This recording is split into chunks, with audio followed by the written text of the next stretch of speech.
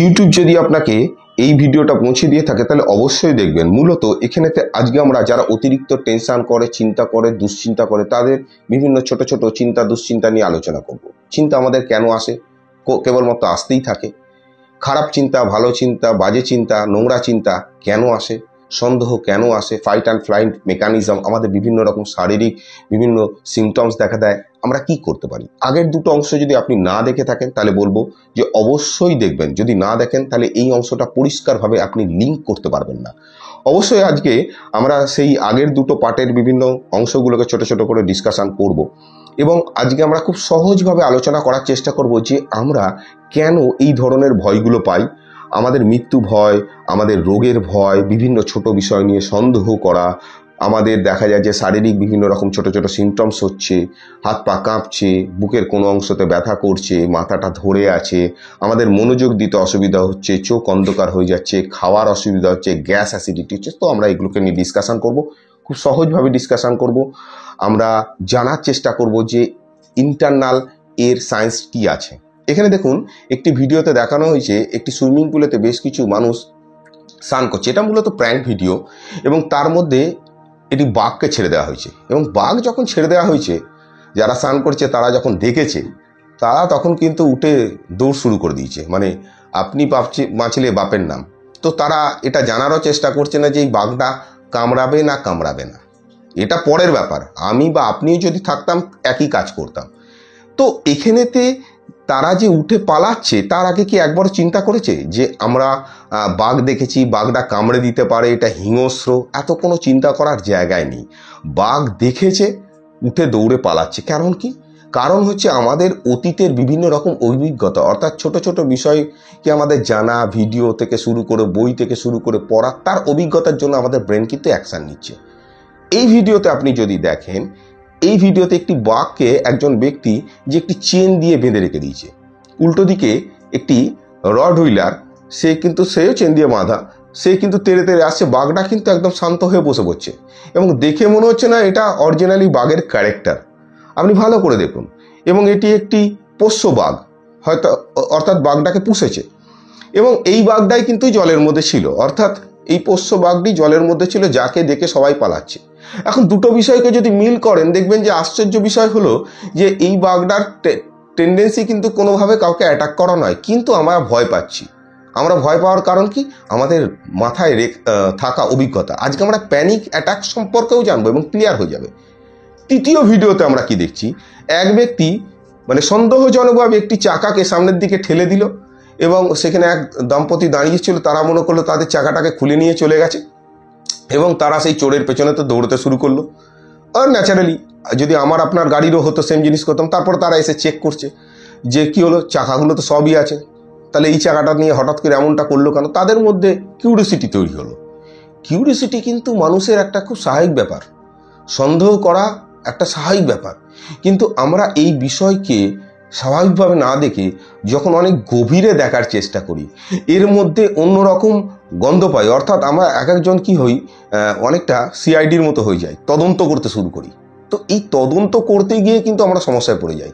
আমরা তখনই কোনো সমস্যার সমাধান করতে পারবো যখন সমস্যাটা সঠিক, যখন সমস্যাটা ঠিকঠাক হবে। আর যদি সমস্যাটা নাই থাকে আমরা সমাধান করতে পারবো না। এর আগের দিনকে আমরা যে বিষয়গুলো দেখেছি, যে আমরা জেনেছি, প্র্যাঙ্ক ভিডিওগুলো দেখেছি, সেখানে দেখা গেছে যে কুকুরের মাংস লেখা আছে, যখন খেতে বসেছে তখন ছিল ঢাকা, তারপরে যখন সেটা দেখলো কুকুরের মাংস, তারা ভমিট করতে শুরু করেছে। অর্থাৎ ব্রেন যখন বিপদের সিগন্যাল দিচ্ছে, বাজে খাদ্য খেয়ে ফেলেছে সিগন্যাল দিচ্ছে, ব্রেন অ্যাকশান নিচ্ছে। যতক্ষণ তথ্য ছিল না অ্যাকশান নিচ্ছিল না। সেম জিনিস আমরা পরের পার্টে দেখেছি যে এক ব্যক্তি জল খেতে এসেছে, জল সে খুব ভালোভাবে খাচ্ছে এবং যখন দেখলো সেই জলটি নোংরা জল, তখন সে ভাবলো বমি করা শুরু করলো। আদৌ এই জলটি নোংরা ছিল না, আদৌ জলটি ভালো ছিল, কিন্তু তাদের বডি কিন্তু অ্যাকশান নিচ্ছে ঠিক নোংরা জল খেয়ে ফেলার মতনই। অর্থাৎ আমাদের মস্তিষ্কে যতক্ষণ তথ্য না যাচ্ছে আমাদের ব্রেন ততক্ষণ অ্যাকশান নিচ্ছে না। আপনি বা আমি যদি তাজমহল সম্পর্কে না জেনে থাকি, তাহলে যদি হঠাৎ করে কেউ এসে বলে যে ভাই তাজমহল খুব সুন্দর দেখতে, অটোমেটিক্যালি আমাদের মাথায় প্রশ্ন আসবে এটা আবার কি জিনিস তাজমহল। এবার কেউ যদি তাজমহলের নাম কোনোদিনও শোনেনি আর এসে বলে, সে যদি শুনতে পায় যে তাজমহল খুব সুন্দর দেখতে, সে প্রশ্ন করবে সাধারণত ভাই তাজমহলটা কি জিনিস। আমরা যদি বলি তাজমহল একটা চলমান ট্রেন যাকে দেখতে খুব সুন্দর, সে কিন্তু তাই বিশ্বাস করবে, কারণ সে জানে না, ইনফরমেশান নেই। এই ভিডিওটাতে আমরা আরও ভালো ইনফরমেশান পেয়েছি যে আমরা নকল সাপকে আসল সাপ বলে ভাবতে শুরু করেছি এবং ভয় পাচ্ছি। ব্রেন অ্যাকশান নিচ্ছে, বডি অ্যাকশান নিচ্ছে, এগুলো কেন নিচ্ছি? হঠাৎ করে এইভাবে ব্রেন কেন কাজ করে? এটাকেই বলে ফাইট অ্যান্ড ফ্লাইট মেকানিজম। অর্থাৎ যদি দেখে যে সামনে থাকা বিপদ যাকে আমি কন্ট্রোল করতে পারবো, নিয়ন্ত্রণ করতে পারবো, তার সাথে আমরা লড়াই করে যাই, তার সাথে আমরা স্ট্রংলি তার এগেনস্টেতে চলে যাই এবং লড়াই করি। আর যখন দেখি যে এটাকে কন্ট্রোল করতে পারবো না, আমরা লেজ গুটিয়ে পালাবার চেষ্টা করি। আপনি ভালো করে চিন্তা করুন বাঘের ভিডিওটা। বাঘটা যখন চুপ করে বসে গেল, রড হুইলার তেড়ে তেড়ে আসছে। অর্থাৎ রড হুইলার বুঝে গেছে যে এই বাঘটা সেরকম কোনো অ্যাটাক করার মতো জায়গায় নেই, তো সুতরাং রড হুইলার কুকুরটা নিজে অ্যাটাক করা শুরু করে দিয়েছে। তাহলে কি হলো? এখানেতে সেই কুকুরটা ভাবছে যে আমি তাকে কন্ট্রোল করতে পারবো, সেই জন্য অ্যাটাক করছে। আর যদি বাঘটা তেড়ে আসতো, কুকুরটা কিন্তু পালিয়ে যেত। অর্থাৎ এই অ্যাকশানই আমাদের ব্রেনেতে চলে। আমরা যেহেতু দীর্ঘদিন জঙ্গলে ছিলাম, আমাদের এই অ্যাকশান ব্রেনের মধ্যে আছে।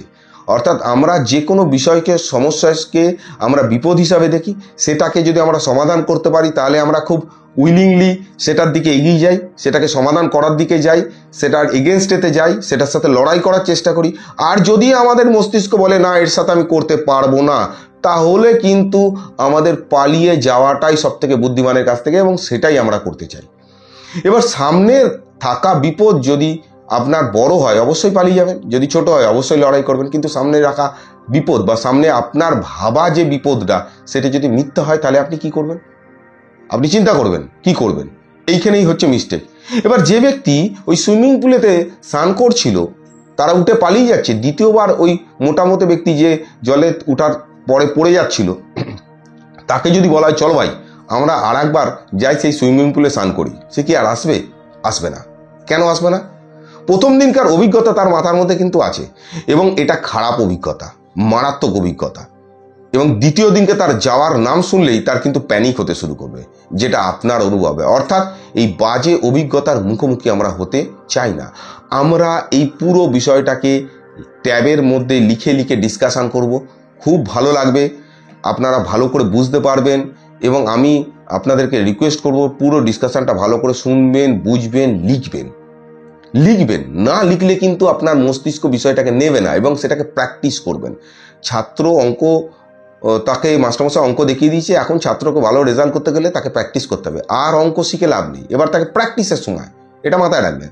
আর একটা অনুরোধ, যে আমি কিন্তু বর্তমানে কাউন্সিলিং করি না, তো প্লিজ আমাকে মেসেজ বা রিকোয়েস্ট করবেন না, আমি আপনার রিকোয়েস্ট রাখতে পারবো না। আমি কেবলমাত্র স্টুডেন্ট কাউন্সিলিং করি, এডুকেশান কাউন্সিলিং, এর থেকে বিশেষ কিছু না। আর একটা অনুরোধ আপনাদের কাছে, প্লিজ হাত জোর করে, যে আপনারা যদি কোনো রকম মানসিক সমস্যায় ভোগেন, প্লিজ আপনাদের কাছাকাছি যে কোনো একজন সাইকিয়াট্রিস্টকে দেখান, প্লিজ। এবং সেই সাথে সাথে উনি যদি মেডিসিন দেয়, অনেকে মেডিসিন খায় না, আমি রিকোয়েস্ট করবো আপনাদের কাছে হাত জোর করে, প্লিজ আপনারা মেডিসিন খাবেন, গ্যাপ দেবেন না। সেই সাথে সাথে কাছাকাছি কাউন্সিলিং করান। আপনার কাছাকাছি যদি কোনো রকম সরকারি হসপিটাল থাকে, সেখানকার মনোরোগ বিভাগে আপনি দেখাতে পারেন। কাছাকাছির যে কোনো ডাক্তারবাবুর সাথে আপনারা পরামর্শ করুন, তারা আপনাকে হেল্প করতে পারবে। সাথে এক্সারসাইজ করুন, আপনার কাছাকাছি আপনারা এই ব্যবস্থা যেগুলো আছে সেগুলোর সুবিধা নিন। Thank you. চলুন আমরা ট্যাবের তে চলে যাই এবং সেখানেতে লিখে লিখে বিষয়টা বুঝি। আজকে আমাদের ডিসকাশনের মধ্যে সবথেকে গুরুত্বপূর্ণ জায়গাটা হচ্ছে কয়েকটা বিষয়। তার মধ্যে যে চিন্তা আমাদের কেন আসছে, কন্টিনিউ আসতে থাকে, এটা হচ্ছে আমাদের সবথেকে বড় জিজ্ঞাসা থাকে যে আমাদের মাথায় কেন এই ধরনের চিন্তা আসছে। তো এই বিষয়টা নিয়ে আমি আগের দিনও ডিসকাস করেছি, তবে আজকেও বলবো। ভয়, সন্দেহ, প্যানিকের অনুভূতি, এই বিষয়টা নিয়ে যে জানবো, ফাইট অ্যান্ড ফ্লাইট মেকানিজম কী করব। আমরা খুব সহজভাবে জানবো। ভালো করে শুনবেন এবং চেষ্টা করবেন এগুলোকে, গুরুত্বপূর্ণ জায়গাগুলোকে লিখে রাখা, এবং ভিডিওটা বারবার বোঝা, বারবার দেখা, বারবার শোনা। 3টে ভিডিওকেই দেখা বারবার। এখানেতে পরপর 3টে ভিডিও দিচ্ছি, এটা 3য় নম্বর ভিডিও। তো আসুন আমরা বিষয়টাকে নিয়ে একটুখানি এবার ডিসকাস করি, যে আমাদের এই ধরনের অনুভূতিগুলো কেন হচ্ছে। তো আমরা প্রথমেতে কয়েকটা বিষয়কে একটুখানি জানি, যে আমরা কয়েকটা জায়গা ভয় পাই। কোন কোন জায়গা? আমরা রোগের ভয় পাই। আমাদেরকে কিন্তু এটাকে পরিষ্কার করে বুঝতে হবে, রোগের চিন্তা আসা এবং রোগ হওয়া এক বিষয় নয়। কিন্তু মৃত্যুর চিন্তা আসা, হ্যাঁ, অনেকে মৃত্যু ভয় পায়, কন্টিনিউ মৃত্যুর চিন্তা আসে, এইটাকে কিন্তু খুব ক্লিয়ার বুঝতে হবে। মৃত্যুর চিন্তা আসা এবং মৃত্যু হওয়া দুটো পৃথক, সম্পূর্ণ পৃথক বিষয় এগুলো। আমরা এইগুলোকে যোগ করে ফেলছি, আমরা এইগুলোকে যোগ করব না। ভয় লাগা কোনো একটা বিষয় নিয়ে ভয় লাগছে আমার, এবং সেই বিষয়ের উপর পরিণামটা ঘটা, তার রেজাল্ট পাওয়া, এটা এক বিষয় নয়। আমাদের কোনো বিষয় নিয়ে সন্দেহ হতেই পারে, কিন্তু সেই সন্দেহটা হওয়া মানেই সেটা যে বাস্তব তা নয়। কিন্তু এই ব্যাপারটা কিন্তু বুঝতে হবে, সন্দেহ হওয়া আর সেটা ঘটা বাস্তবেতে এক বিষয় কখনোই নয়। আমার মাথায় যে কোনো সন্দেহ আসতে পারে, দিন খারাপ যাবে এই চিন্তা আসা আর দিন খারাপ যাওয়া এক বিষয়। আপনি কি মনে করেন কোনো ব্যক্তির চিন্তা আসছে দিন খারাপ যাবে, আর তার দিন খারাপ যাচ্ছে না? খারাপ বলতে কি, খারাপের মাত্রা কতটা, এটাকে বোঝার চেষ্টা করুন। খারাপ কতটা হতে পারে? আমি যেটাকে খারাপ বলছি তার থেকেও তো অনেক বেশি খারাপ হতে পারে। তো আমার দিন খারাপ যাবে, এই চিন্তা আসার দিন খারাপ যাওয়া এক বিষয় না, দুটোকে মেলাবো না। দেখুন, জল খাওয়ার চিন্তা আসার জল খাওয়াটা কিন্তু এক বিষয় না। বৃষ্টি হতে পারে আর বৃষ্টি হচ্ছে, দুটো আলাদা বিষয়। রক্ত দেখা আর নিজের কেটে যাওয়া এক বিষয়। অন্য লোকের কাঁটা ফোটা আর নিজের পায়ে কাঁটা ফোটা এক বিষয়, এক নয়। হ্যাঁ, সুস্বাদু খাবার আমাদের দেখুন ভালো লাগে, ঠিক সেই রকমই আমাদের সুস্বাদু খাবার ভালো লাগলে অনেক সময় কিন্তু সেই সুস্বাদু খাবারটা আমরা খাই না। তো আমরা যদি দূর থেকে দেখি তাহলে কি আমাদের সেই স্বাদটা মিটে যাবে? সেই বিষয়টা আমরা যেটা অনুভব করার চেষ্টা করছি সেটা হবে না। তো দুটো আলাদা বিষয়, এই দুটোকে এক করব না। আমাদের শরীর ভালো রাখার জন্য আমরা যেমন কঠিন পদক্ষেপ নিই, অনেক বিষয়কে ত্যাগ করি, ঠিক সেই রকমই আমরা অনেক বিষয়কে ত্যাগ করি। যেমন হচ্ছে আমাদের দেখবেন, আমাদের জীব যেটা আছে না, জীব সব থেকে গণ্ডগোলের জায়গা। তো জীব সবসময় চাইবে, দেখবেন আপনি যদি দই খান, মিষ্টি দই আপনার খেতে ভালো লাগবে, কিন্তু মিষ্টি দই কি টক দইয়ের থেকে ভালো? না, কখনোই না। শাকসবজি ভালো, কিন্তু আমাদের বিরিয়ানি দেখলে খেতে ইচ্ছা করবে। ফল ভালো, কিন্তু আমাদের ফাস্টফুড খেতে ইচ্ছা করবে। তো ব্যাপারটা হচ্ছে কি, আমাদের সমস্ত বিষয়টাই নিয়ন্ত্রণ করতে হয়। ওকে, তো আমাদের সকালবেলা উঠে এক্সারসাইজ করতে ইচ্ছা করে না, ঘুম লাগে, কিন্তু আমাদের এক্সারসাইজটা করতে হবে। কেন? কারণ এটা একটা গুড হ্যাবিট, এটা আমাদের শরীরকে ভালো রাখার জন্য প্রয়োজন। এই বিষয়টাকে বুঝতে হবে। এই জায়গাগুলোকে যদি আপনি না করেন তাহলে কিন্তু আপনি ভালো থাকবেন না, এটা হচ্ছে বিষয়। তো আসুন আগের দিনের বিষয়গুলোকে একটুখানি আমরা জিস্ট করি, কয়েকটা বিষয়। এখন যে বিষয়টা নিয়ে আমি ডিসকাস করব খুবই ইম্পর্ট্যান্ট। এই বিষয়টাকে একটু ভালো করে মনোযোগ দিয়ে শুনবেন এবং মাথায় রাখার চেষ্টা করবেন। চিন্তা বন্ধ করার চেষ্টা করা বা মনে আশা করাটা কেবলমাত্র ব্যর্থতা তা নয়, মূর্খতা। চিন্তা বন্ধ করার চেষ্টা করা অথবা সেই চিন্তা বন্ধ হবে এর আশা করা, এটাকে করাটাই সব থেকে বড় মূর্খতা। এটা কখনো হয় না। 800 কোটি মানুষের চিন্তা আসছে, আপনারও আসবে, আমারও আসবে, বন্ধ করা যায় না। জন্ম থেকে মৃত্যু পর্যন্ত সবার এসেছে, আপনার বাবার, মায়ের, ভাইয়ের, দাদুর, ঠাকুমার সবার এসেছে, আপনার ভবিষ্যৎ প্রজন্মের আসবে, আপনার অতীতের প্রজন্মেরও এসেছে, আমারও এসেছে। আর জন্ম থেকে মৃত্যু পর্যন্ত আমাদের চিন্তা আসবেই, কারণ আমরা একমাত্র বুদ্ধিমান জীব। এটা কিন্তু মাথায় রাখবেন। 24 ঘন্টা আমাদের চিন্তা আসবে, 24x7, 24 ঘন্টা আমাদের চিন্তা আসবে। চুপ করে যদি আমরা বসে থাকি তাহলে একমাত্র চিন্তাগুলোকে আমরা বুঝতে পারি, আর যদি আমরা মানুষের সঙ্গে কথা বলি ব্যস্ত থাকি তাহলে বুঝতে পারি না। তাহলে আমাদের কি করতে হবে? ব্যস্ত থাকতে হবে সবসময়। ভালো করে বুঝুন বিষয়টা। একমাত্র চিন্তা করার ক্যাপাসিটি আমাদের আছে, এটা আমাদের গিফট, এটা আমাদের গিফট উপরওয়ালার। তো যেরকম আমি বললাম যে চিন্তা একটা মস্তিষ্কের সাধারণ এবং স্বাভাবিক প্রক্রিয়া, এটা আমি আগের দিনকে বলেছি, এবং এই প্রক্রিয়া বন্ধ হয় না। আপনার হার্ট বন্ধ হবে না। চোখের পাতা বন্ধ হয় না। নাক দিয়ে শ্বাস প্রশ্বাস নিচে বন্ধ হয় না। তো ঠিক সেই রকম চিন্তা একটা স্বাভাবিক প্রক্রিয়া মস্তিষ্কের, এটা চলবে।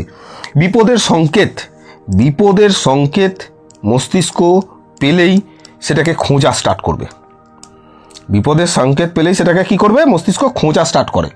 আর কি করে? তাকে লক্ষ্য রাখা স্টার্ট করে।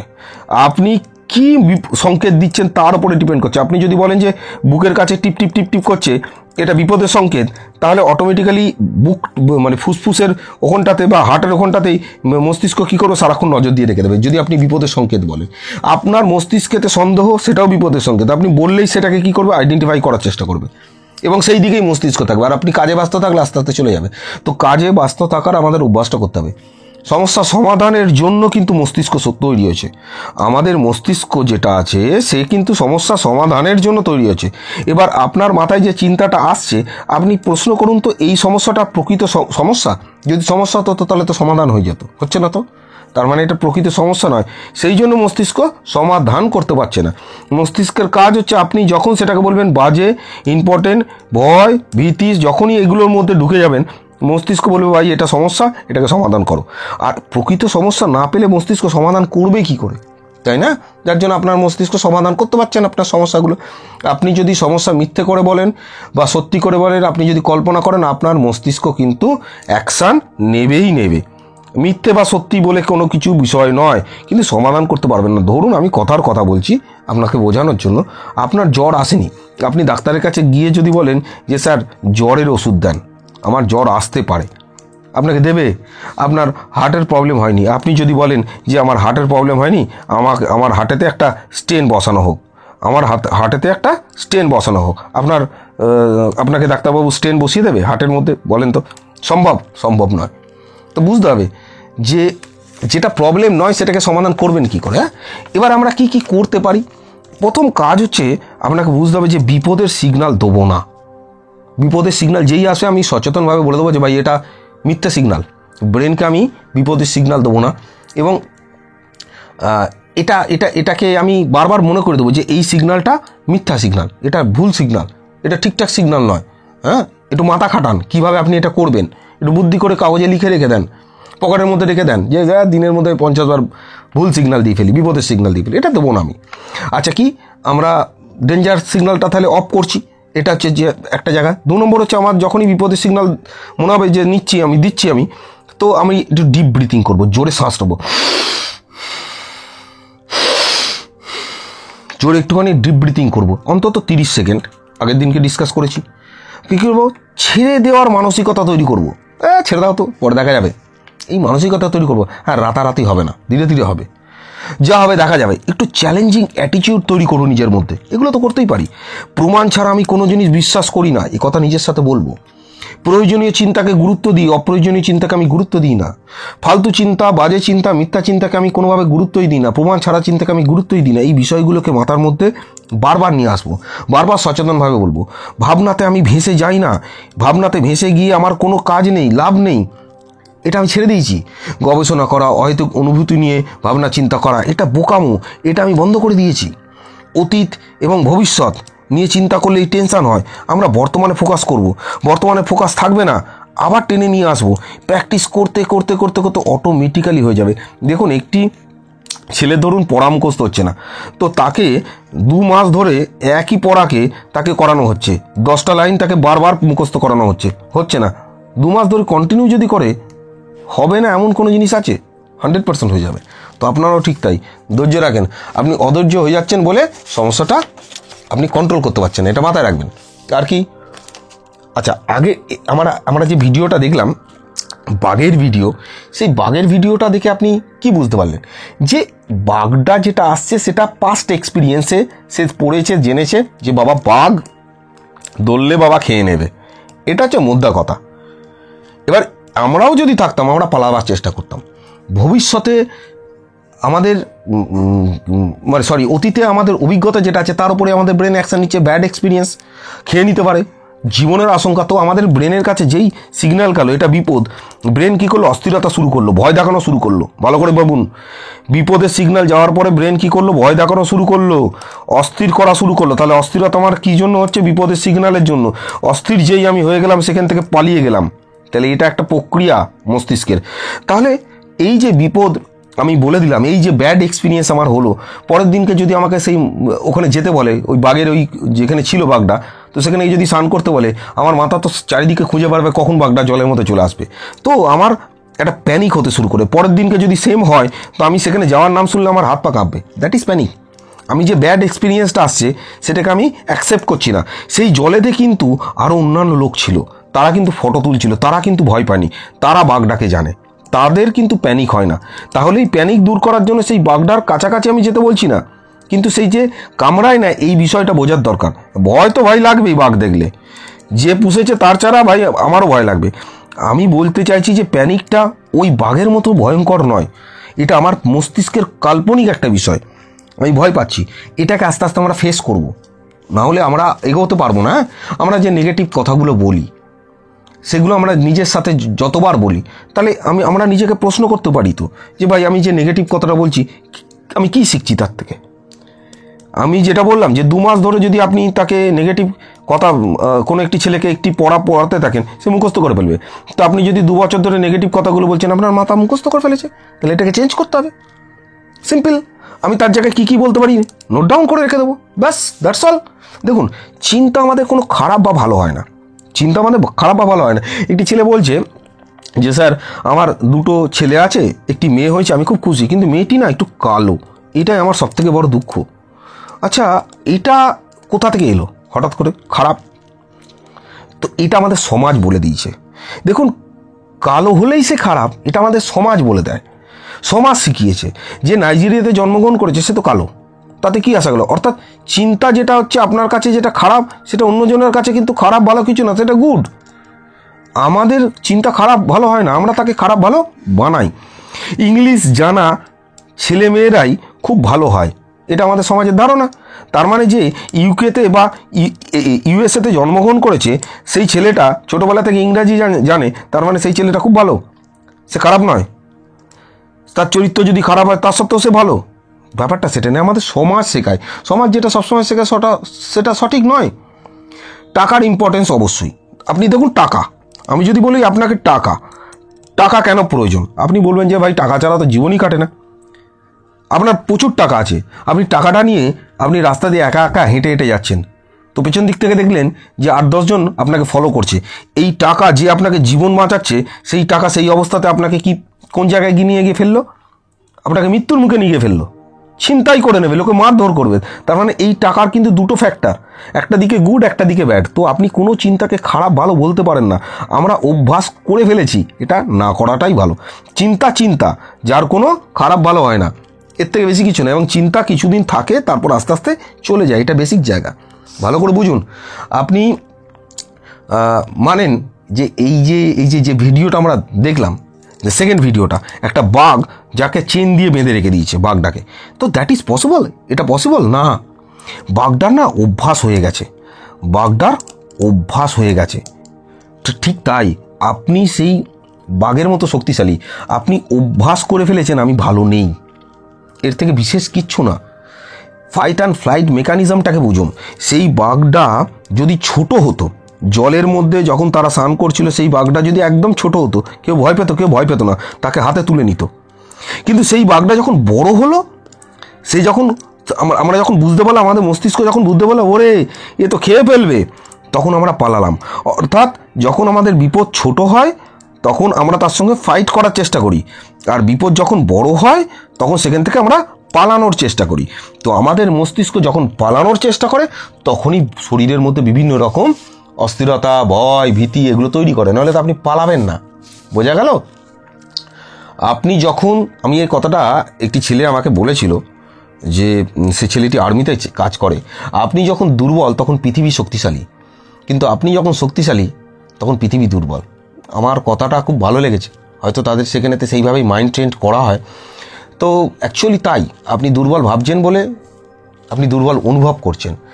আমাদের ভয় কোথায় আছে? চিন্তায়। সন্দেহ কোথায় আছে?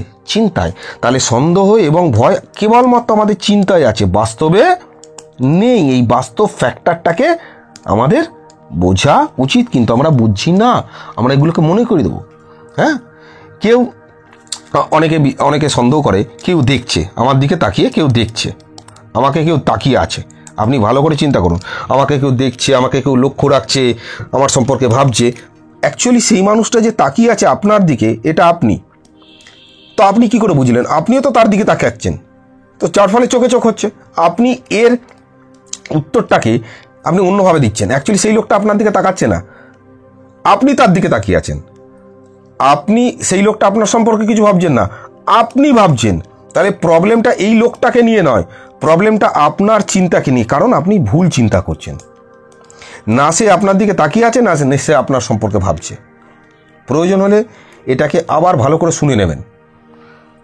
দেখুন জুতো কেনা থেকে শুরু করে আমাদের পেন কেনা সবসময় সন্দেহ লাগে। আপনি জুতো কেনার সময় আপনি জুতো চেক করেন, পেন কেনার সময় লিখে চেক করেন, পরে চেক করেন। আমাদের যে মলগুলো আছে, জামা কাপড়ের মল, সেই জামা কাপড়ের মলেতে কি দেখেন যে একটা ট্রায়াল রুম থাকে। কেন থাকে? যাতে আপনার সন্দেহ যে এই জামা কাপড়টা ফিট হচ্ছে কিনা আপনি সেখানেতে গিয়ে চেক করে নিলেন, এটা ঠিক আছে।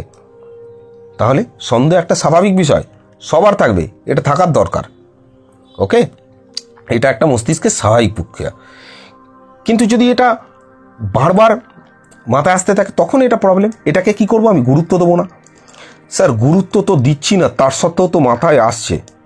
এই যে মনের মধ্যে তুমি কি চিন্তা করলে যে এই চিন্তা যাতে আসবে না, বন্ধ হবে, এই চিন্তা আসবে না, এই চিন্তা বন্ধ হবে। তুমি যখনই চিন্তা করলে তোমার মাথায় চিন্তাটা আবার শুরু হয়ে গেল। আমি বলেছিলাম না চিন্তা বন্ধ করা, আশা করা যাবে না। তো আমি গুরুত্ব দিচ্ছি না, তার সত্ত্বেও আসবে, আবার গুরুত্ব দেবো না, আবার আসবে, আবার গুরুত্ব দেবো না। ধরুন আমি কথার কথা বলছি আপনাকে, বাস্তবে তো আপনি ভাববেন একটি রাত ধরুন 10টা, প্রতিদিন রাত 10টায় একটি পাগল আপনার বাড়ির সামনে এসে দাঁড়ায় আর আপনাকে ডাকে এবং বলে যে তোকে আমি 20,000 টাকা দেবো, প্রতিদিন বলে। আপনি তাকে উত্তর দেবেন না আপনি শুয়ে পড়বেন? প্রতিদিন ডাকে, প্রতিদিন উত্তর দেবেন না শুয়ে পড়বেন? প্রতিদিনই আপনি শুয়ে পড়বেন। সে আসলে আপনার ব্রেন বলবে দূর, পাগল এসে গেছে, ছাপ তো, শুয়ে পড়। আপনি তাকে গুরুত্বই দেবেন না। সেম জিনিস, ডু দ্যাট। এটাই করতে হবে, এইটাই করতে হবে, আর কিচ্ছু না। আপনি যাকে উত্তর দিচ্ছেন তাকে উত্তর দিয়ে আপনি স্যাটিসফাই করতে পারবেন না। আপনি স্যাটিসফাই করতে যাবেন না, স্যাটিসফাই করতে গেলেই আপনার মনের মধ্যে এই সমস্ত দ্বিধা দ্বন্দ্বগুলো বাড়তে থাকবে। আমি বোঝাতে পারলাম? আশা করি বুঝতে পেরেছেন। এবার আপনাকে কি করতে হবে সেই জায়গাটাতে আসি। স্টেট কাট, আপনি ডেট টাইম দিয়ে আপনার চিন্তাগুলোকে যখনই আসবে লিখবেন। কী কী লিখবেন? কয়েকটা জিনিস ভালো করে জেনে নিন। প্রথমে লিখবেন আপনার ফিয়ার, ভয়টা কিসের বা সন্দেহটা কিসের, সাসপিসিয়াসনেস, এটাকে লিখলেন। তারপরে লিখলেন আপনার ফিলিংস, আপনার কি কি ফিল হচ্ছিল, হ্যাঁ আপনার ফিলিংসটা কি কি ছিল, কি ধরনের আপনি ফিল করছিলেন সেটাকে লিখে ফেলবেন এখানে, ফিলিংসটা। এরপরে কি রেজাল্ট কি হলো, তারপরে পরিণাম কি হলো, এটা লিখবেন। এবার আপনি যখন কন্টিনিউ লিখতে থাকবেন প্রত্যেক দিনে, আপনি দেখবেন 30 দিন পর একটা খাতা তৈরি হয়ে গেছে। 1 তারিখে আপনার যা চিন্তা এসেছিল সেই চিন্তা যদি 29 তারিখে আসে, আপনার মস্তিষ্ক বলবে খাতাটা খুলে দেখি তো, আরে এই চিন্তা তো আগেও এসেছিল, এই অনুভূতি হয়েছিল, এই রেজাল্ট, চলো ছেড়ে দাও। অটোমেটিক্যালি আপনার মধ্যে একটা ভেতরে লুকিয়ে থাকা কনফিডেন্স ক্রমাগত দেখবেন জাগতে শুরু করেছে। এবং দেখবেন অটোমেটিক্যালি আপনার মস্তিষ্ক ওই চিন্তাগুলোকে আনফলো করতে শুরু করে দিয়েছে, গুরুত্ব দেওয়া বন্ধই করে দিয়েছে। আপনাকে এটা করতে হবে। ওকে, দেখুন কোনো জিনিস আমাদের ভালো লাগে না, ভালো লাগাতে হয়। আর পৃথিবীর কোনো জিনিস শর্টকাটে কোনো জিনিস হয় না। আপনাকে যদি আমি বলি যে ভাত আপনি শর্টকাটে রান্না করেন, করতে পারবেন?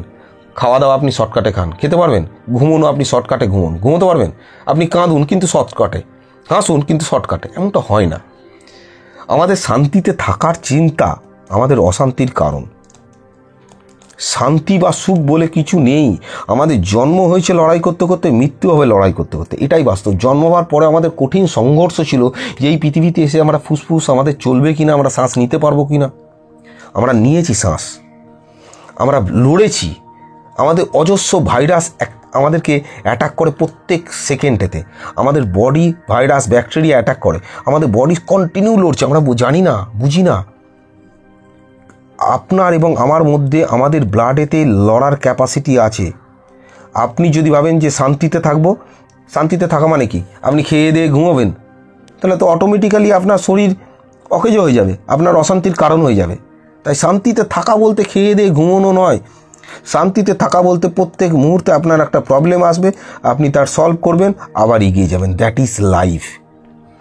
সারা লাইফই আমাদের এটা চলে। আপনি 8 বছরের শিশু থেকে 80 বছরের বৃদ্ধ পর্যন্ত। নেক্সট ডে আমরা আরও একটা বিষয় নিয়ে আলোচনা করব, আরও ভালো লাগবে, আপনারা শুনবেন, জানবেন, বুঝবেন। এবং আপনাদেরকে অনুরোধ করব, আমি তার কাউন্সিলিং করি না, প্লিজ আমাকে মেসেজ বা ফোন না করাটাই ভালো। তাতে আপনারা আমাকে একটুখানি পড়ার সুযোগ দেবেন, আমি তাতে একটুখানি আনন্দ পাবো। আর একটা বিষয় আপনাদেরকে বলি যে দেখুন, অস্থির হয়ে উঠবেন না, বিরক্ত হয়ে উঠবেন না। আমরা গরম যখন খুব থাকে তখন ভাবি বৃষ্টি এলে বেঁচে যাই। বৃষ্টি যখন খুব হয় তখন ভাবি আরে বাবা কবে বন্ধ হয়, আবার যখন বৃষ্টি বন্ধ হয়ে যায় তখন ভাবি যে কবে আবার গরম পড়বে, প্যাচপ্যাচো হয়ে গেছে, সূর্য উঠবে। আবার সূর্য যখন ওঠে তখন মনে হয় কবে ঠান্ডা পড়বে, আবার ঠান্ডা যখন থাকে তখন মনে হয় যেন বাঁচতে পারছি না, খুব ঠান্ডা লাগছে। তো আমাদের লাইফটা আপ অ্যান্ড ডাউন করেই যায়। আপনি ভালো আছেন তাই ভালোটা অনুভব করুন, আনন্দে থাকুন, বিজি থাকুন। Thank you very much.